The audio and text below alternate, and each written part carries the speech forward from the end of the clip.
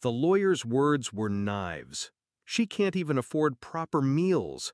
These innocent children go to bed hungry because of her neglect. The courtroom murmured. The judge's brow tightened. And me? I sat silent, powerless. Because he was right. I couldn't defend myself. Not because I was guilty, but because he had taken everything. The accounts, the savings, the proof. He'd starved me on paper so I'd look unfit in person. It was his favorite trick, not just to wound me, but to make the wound look self-inflicted. I gripped the edge of the table, knuckles white. My throat burned with unshed words. For months, I had carried shame like a second skin. But then, small footsteps. My daughter, just 9, walked forward. Her hands clutched a shoebox, taped and bulging. She placed it in front of the judge. "Your Honor," she said, her voice trembling but clear, "Daddy told me to hide these receipts." The room froze. The air fractured. The judge leaned forward, eyes narrowing. The lawyer's smile faltered. And I inhaled for the first time in months. Inside the box were receipts, dozens of them, bundled in rubber bands. Groceries, school supplies, shoes, medicine, all bought by me. Paid with cash I'd scraped together, hidden from him after he froze my cards. Proof. My daughter had been watching. She'd known where I kept them. She had saved me. I hadn't always needed saving. When I first met Daniel, he was all charm. Hands that never shook, a voice that could sell anything. He looked at me like I was his missing piece, and I believed it. We built a house, a family, a life. But a man who needs control can't share it. What began as subtle, the way he revised my grocery lists, the way he handled every bill, soon became absolute. He held every password, every dollar. My world shrank to his terms.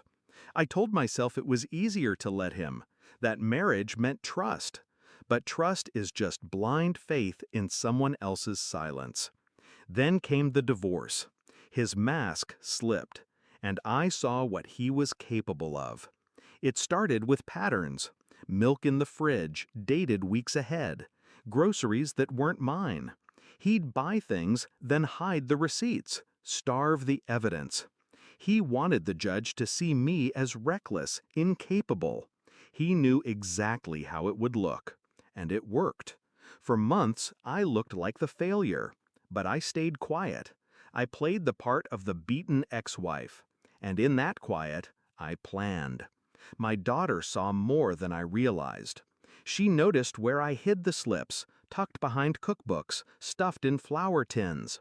She noticed the nights I went without eating so she and her brother could. And she decided to keep her own secret. The judge's hand hovered over the box. He pulled out bundle after bundle. He read. He compared dates, handwriting, signatures. He looked at me. The lawyer stammered, "Objection! This is irrelevant!" The judge silenced him with one raised palm.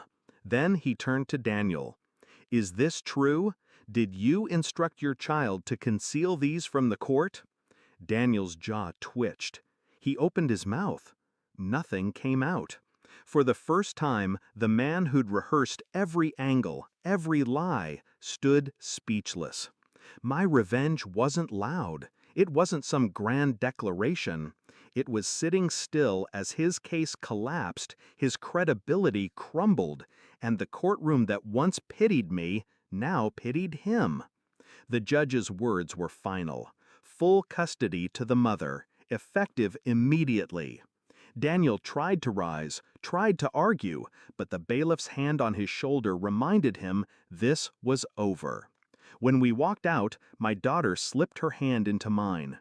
Her eyes searched my face. "Did I do good, Mom?" she whispered.